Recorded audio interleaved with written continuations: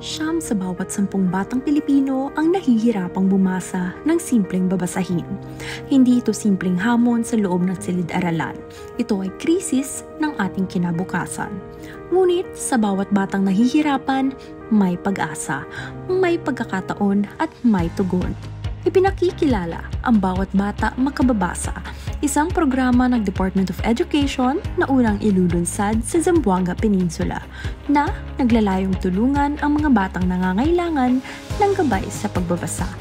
Sa loob lamang ng 20 araw, gamit ang mga evidence-based strategies at sa tulong na rin ng mga volunteer tutors, teachers at mga magulang, kaya nating muling buksan ang pintuan ng pag-asa para sa milyong-milyong batang Pilipino. Halina't isulat natin ang bagong kwento ng bawat batang Pilipino. Isang kwentong nagsisimula sa pagbabasa at nagtatapos sa mas maliwanag na kinabukasan. Dahil sa bagong Pilipinas, bawat bata ay nakababasa.